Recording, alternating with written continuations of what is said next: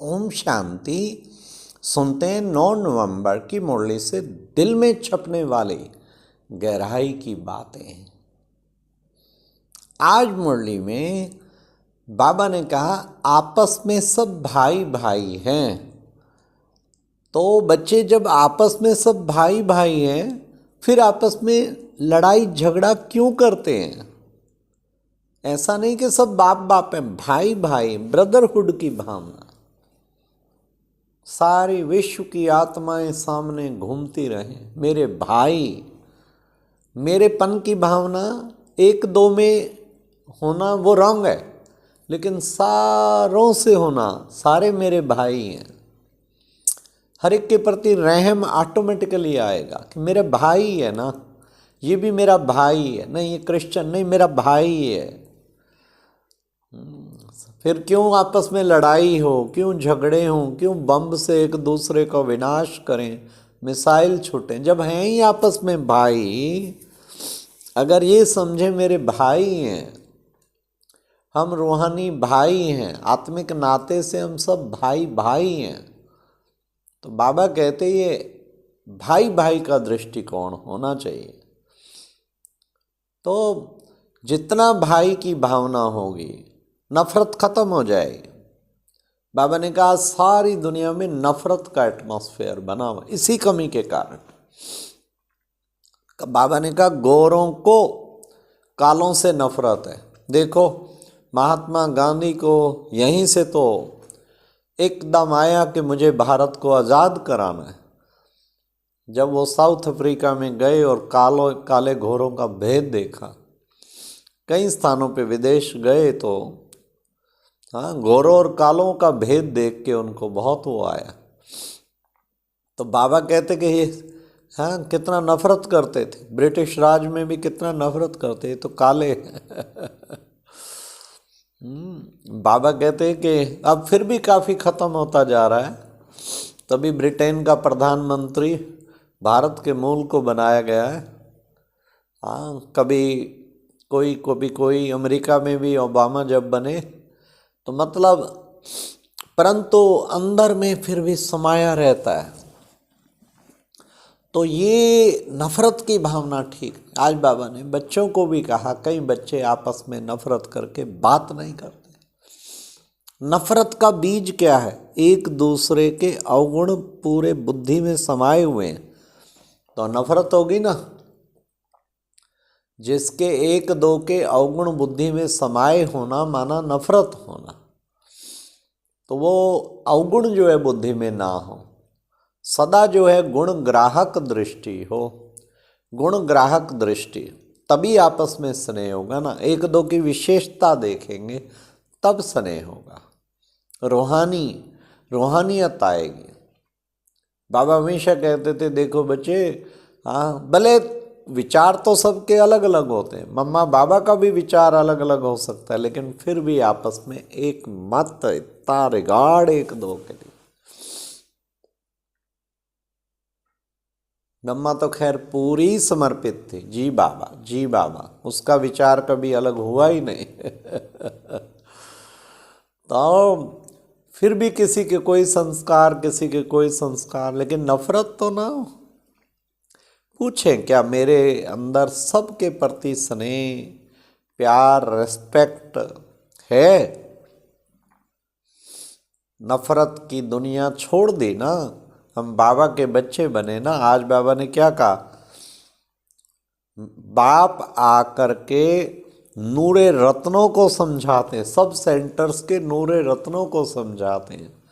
तो हम सब कौन बन गए? जिससे नफरत करते हो वो भी तो नूरे रत्न है बाबा का भगवान ने कह दिया नूरे रत्नों को समझाते हैं।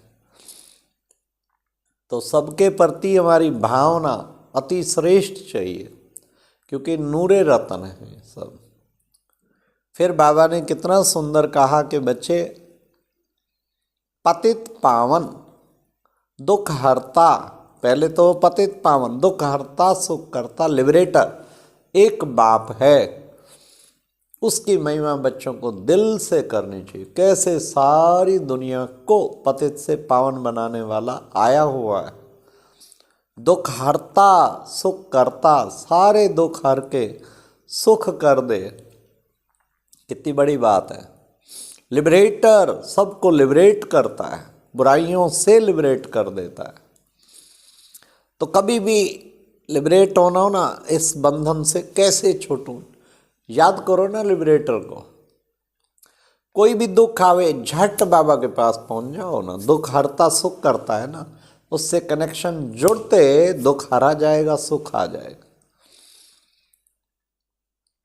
तो हाँ, और पावन बनना चाहते हो तो पतित पावन को घड़ी घड़ी याद करो, ऑटोमेटिकली पावन आत्मा बनती जाएगी, गोल्डन सोल इतनी होती जाएगी। सुबह सुबह पतित पावन आके कितनी अच्छी शिक्षाएं दे के हमको सचमुच हमारे विचारों को कितना पावन और रॉयल बना देता। कमाल है बाबा आपकी, कितनी प्यार भरी सर्विस रोज बाबा करते। आज बाबा ने कहा बच्चों को व्यंग मार्ग की सर्विस करनी चाहिए।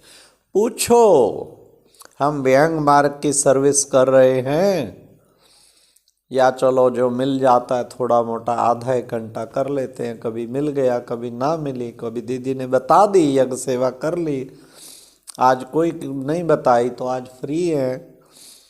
नहीं, सर्विस करने वाला शक्कर खोरा कहीं ना कहीं से शक्कर ढूंढ ही लेता है।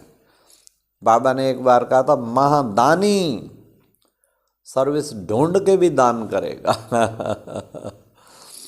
वो रह नहीं सकता उसके बिना, रोज दान करना ही है।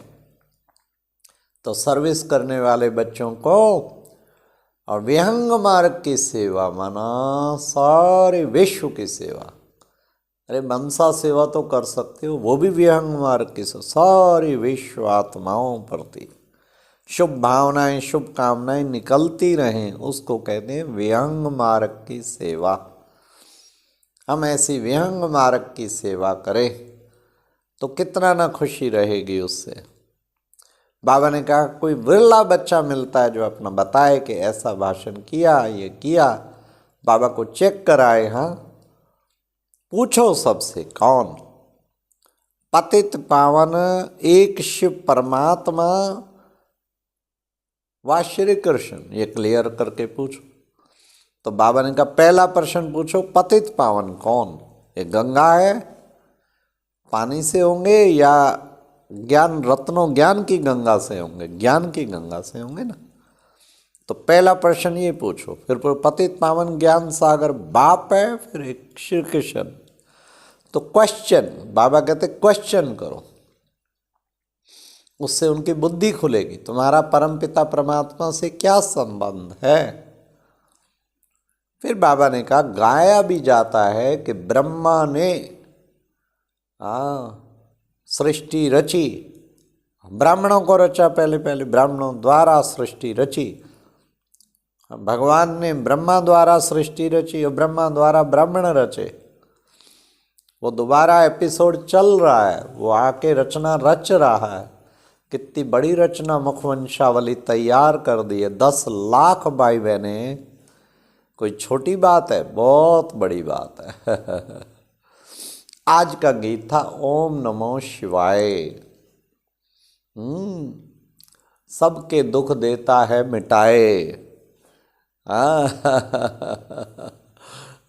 सचमुच ऐसा शिव बाबा में मिला ना। सबको पतित से पावन ये बनाए जीवन को खुशियों, जीवन में खुशियों को लाए। ये है ओम नमो शिवाय। ऐसे शिव बाबा से हमारी कितनी न प्रीत जुट जाए। 5000 वर्ष पहले बाबा कहते सुख धाम था, बाकी सब आत्माएं शांति धाम में थी, फिर धीरे धीरे धीरे उतरते फिर दुख धाम बना। अब फिर मैं सुख धाम बनाने के लिए आ गया हूँ, तुम बच्चों को ऐसा सुख धाम में ले जाने के लिए आ गया हूँ। तो हमारी यूनिटी कभी ख़त्म ना हो, मतलब ये जो बाबा कहते हैं ना आपस में टॉकिंग टर्म कभी ख़त्म ना हो। सबसे ओम शांति बातचीत करना, प्यार रिस्पेक्ट देना, ये बहुत ज़रूरी है। कितना अच्छा उससे हमारा जीवन बन जाता है। बाबा ने कहा अलफ को जाना तो समझो सब कुछ जान जाएंगे। अलफ को जानना बड़ा जरूरी, बीज को जाना तो सारा झाड़ जान जाएंगे। आज बाबा ने कहा कि बच्चे मास्टर दाता बन, खुशियों का खजाना बांटने वाले क्या बनेंगे? सर्व की दुआओं के पात्र भवा। खुशियां बांटते चलो। जीवन में सबसे बड़ी चीज खुशी। खुशी खूब बांटो। और कैसे बांटेंगे? पहले खुद भरपूर होंगे ना, तो मास्टर दाता बन खुशियों के खजाने को बांटते चलो, बांटते चलो, तो क्या बन जाएंगे? सबकी दुआएं मिलेंगी और सर्व की दुआओं के पात्र भव। ऐसा पात्र बनना है खूब दुआएं मिले, दुआओं का खजाना भरपूर हो जाए। और होगा कब? हर एक के जीवन में खुशियां लाते चलो, लाते चलो, लाते चलो। फिर बाबा ने क्या कहा कि बच्चे संगम की कौन सी, संगम की प्राप्ति को याद करो तो क्या होगा? तो दुख से छूट जाएंगे। संगम की प्राप्ति को याद करो तो दुख की बातें याद नहीं आएंगी। कितनी प्राप्तियां संगम में हैं, कितनी प्राप्तियां याद करो ना। क्या क्या दिया? शक्तियां दी हैं, शक्तियों का खजाना, ज्ञान का खजाना, खुशी का खजाना, फिर दिव्य गुणों का खजाना। कितनी बाबा ने प्राप्ति कराई है। एक एक दिव्य गुण, एक एक शक्ति अगर याद करे तो बाबा कहते संगम के समय का भी खजाना, और स्वयं भगवान बाप मिला वो भी एक खजाना है।